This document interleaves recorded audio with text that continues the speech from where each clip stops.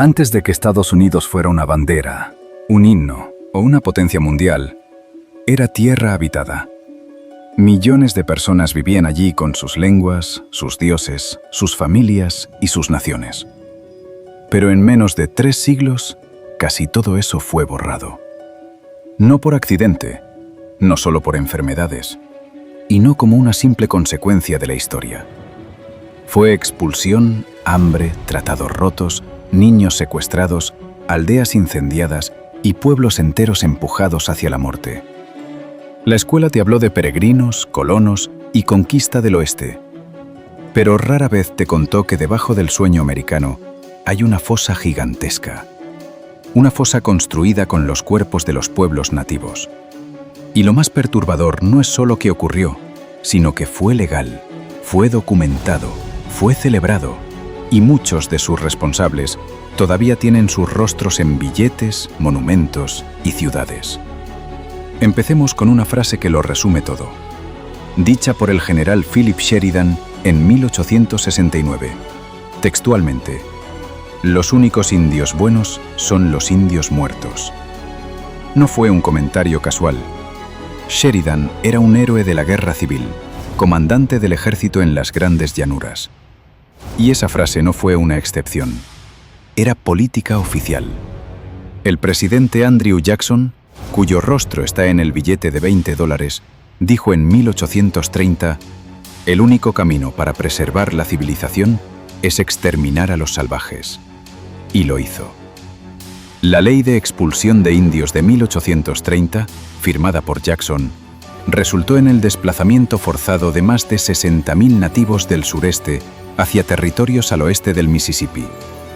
El Sendero de Lágrimas, donde 4.000 cherokees murieron en el camino. Pero esto fue solo el principio de una máquina de exterminio que duraría hasta bien entrado el siglo XX. Hablemos de números, porque los números no mienten.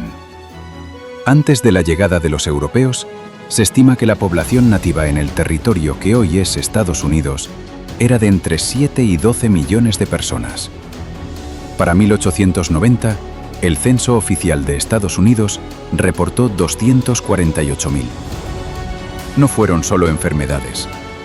Las enfermedades europeas fueron devastadoras, sí, pero cuando comenzó la expansión hacia el oeste en 1803, con la compra de Luisiana, la población nativa ya se había estabilizado. Lo que la diezmó fueron las guerras, las masacres, la destrucción sistemática del bisonte, el hambre forzada y las políticas de asimilación que eran, en palabras del capitán Richard Pratt, fundador del sistema de internados, matar al indio para salvar al hombre. Y ese sistema de internados, donde niños nativos eran secuestrados de sus familias, golpeados por hablar su propia lengua y obligados a adoptar nombres cristianos, duró hasta los años 1970. 150 años de abuso infantil patrocinado por el Estado. Pero quizás el capítulo más oscuro de esta historia es el que casi nadie conoce: las recompensas por cabelleras. Sí, el gobierno de Estados Unidos y los gobiernos estatales pagaban dinero por cada nativo muerto. En 1850, el gobierno de California, recién admitido como estado, aprobó un presupuesto de $1 millón para pagar milicianos que cazaran y mataran nativos. El pago era de 25 centavos por cabellera de adulto y 10 centavos por cabellera de niño. Esto no es teoría conspirativa. Está documentado en los archivos del Senado de California. El gobernador Peter Burnett declaró en 1851: «Una guerra de exterminio continuará librándose hasta que la raza india sea extinguida». Y se libró. Entre 1848 y 1870, la población nativa de California pasó de 150.000 a solo 30.000. 120.000 muertos en 20 años, a 25 centavos por cabeza. Y luego está el bisonte. Suena a tema menor, pero fue una de las armas más efectivas del genocidio. Los nativos de las llanuras dependían del bisonte para todo: comida, ropa, vivienda, herramientas. El general Philip Sheridan entendió perfectamente que si mataban al bisonte, mataban al nativo. En una sesión del Congreso en 1875, Sheridan propuso una medalla para los cazadores de bisontes, llamándolos los grandes benefactores de la raza blanca. Y funcionó. En 1800 había 30 millones de bisontes en las llanuras. Para 1885 quedaban menos de 1000. La matanza fue patrocinada por el gobierno, alentada por el ejército y ejecutada por cazadores comerciales que vendían las pieles y dejaban los cuerpos pudriéndose en las praderas. Sin bisonte, los nativos no podían comer, y sin comida, no podían resistir. Era genocidio por inanición, perfectamente planeado. Pero déjame contarte sobre algo que ocurrió en 1864 y que resume toda esta historia de la manera más brutal posible. La masacre de Sand Creek. El coronel John Chivington, un pastor metodista convertido en comandante militar, atacó un campamento de Cheyennes y Arapaos que ya se había rendido y aceptado vivir en una reserva. Eran en su mayoría ancianos, mujeres y niños. Los soldados del ejército de Estados Unidos los masacraron durante horas. Violaron a las mujeres antes de matarlas. Abrieron vientres de embarazadas. Cortaron los genitales de los cuerpos y los exhibieron como trofeos. Un soldado arrancó a un bebé del vientre de su madre y lo llevó en una lanza como bandera. Después de la masacre, los soldados exhibieron las cabelleras y partes del cuerpo en las calles de Denver. Y Chivington fue celebrado como un héroe. Nunca fue castigado. Una investigación del Congreso condenó la masacre, pero nadie fue procesado. Porque matar nativos no era un crimen, era una política. Y esto no fue un caso aislado.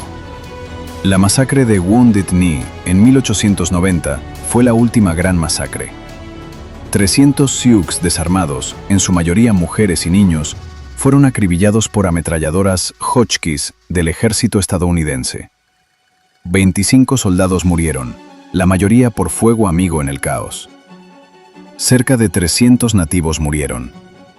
Sus cuerpos congelados fueron amontonados y enterrados en una fosa común. El comandante, coronel James Forsyth, fue investigado pero absuelto. El presidente Benjamin Harrison lo llamó un triste pero necesario capítulo en el avance de la civilización. Avance de la civilización. Así llamaban al genocidio. Y ese término, avance de la civilización, aparece en documentos oficiales una y otra vez. No era un eufemismo accidental. Era la justificación moral para el exterminio sistemático. Ahora llegamos al capítulo más reciente de esta historia, y probablemente el que menos se menciona. Las escuelas residenciales indígenas. El sistema comenzó en 1879 con la Escuela Industrial India de Carlisle, fundada por el capitán Richard Pratt, quien acuñó la frase «matar al indio, salvar al hombre». Durante los siguientes 100 años, más de 100.000 niños nativos fueron separados por la fuerza de sus familias. Enviados a internados cristianos donde les cortaban el pelo, les prohibían hablar sus lenguas nativas, los golpeaban por practicar su religión y los obligaban a adoptar nombres y religión cristianos. Las condiciones eran tan brutales que la tasa de mortalidad en algunos internados alcanzaba el 50%. Tuberculosis, desnutrición y abuso físico eran la norma. En 2021, Canadá descubrió las fosas comunes de más de 1.300 niños en los terrenos de antiguos internados. En Estados Unidos aún se están descubriendo. El gobierno de Estados Unidos nunca ha pedido disculpas formales por este sistema. De hecho, el último internado financiado por el gobierno cerró en 1973, hace apenas 50 años. Esto no es historia antigua, esto es historia viva. Y luego están los tratados rotos. Estados Unidos firmó más de 370 tratados con naciones nativas entre 1778 y 1871. Todos fueron rotos por el gobierno estadounidense. La Ley de Dawes de 1887 dividió las tierras comunales en parcelas individuales y las sobrantes fueron vendidas a colonos blancos. En total, los nativos perdieron más de 150 millones de acres de tierra entre 1887 y 1934. Lo que no pudieron robar por la fuerza, lo robaron por ley. La Ley de Reorganización India de 1934 detuvo brevemente el despojo, pero para entonces ya no quedaba casi nada que despojar. Y aquí está la hipocresía final. Estados Unidos se construyó sobre el ideal de libertad. Todos los hombres son creados iguales, escribió Thomas Jefferson en 1776. Ese mismo Thomas Jefferson, cuyo rostro está en el monte Rushmore, escribió en 1813 que los nativos americanos debían ser exterminados o empujados hacia atrás. Propuso un plan para que el gobierno estadounidense comprara tierras nativas y, si se negaban a vender, simplemente tomarlas por la fuerza. Y lo hicieron. Una y otra vez. Durante más de 100 años, el gobierno de Estados Unidos llevó a cabo una campaña sistemática de limpieza étnica, asesinato masivo y destrucción cultural contra los pueblos que ya vivían aquí. Y hoy, esos pueblos sobreviven en reservas, en condiciones de pobreza, con índices de suicidio juvenil 4 veces superiores al promedio nacional, sin acceso a agua potable en muchas comunidades y con una esperanza de vida 10 años menor que el promedio estadounidense. Así que cuando veas una bandera estadounidense, cuando escuches el himno nacional, cuando veas una estatua de Andrew Jackson o de Thomas Jefferson, recuerda esto. Estados Unidos no fue construido solo por inmigrantes que buscaban libertad. Fue construido sobre los huesos de 15 millones de personas que ya estaban aquí.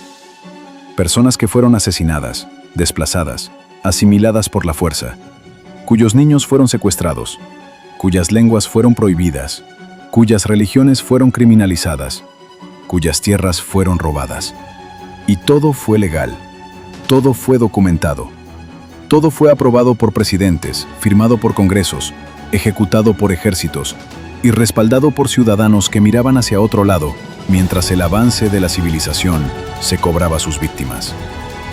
Si este video te impactó, si te hizo enojar, si te hizo cuestionar todo lo que te enseñaron en la escuela sobre la historia de Estados Unidos, dale like. Compártelo, porque estas historias necesitan ser contadas. Suscríbete si quieres más verdades incómodas sobre la historia que no te contaron.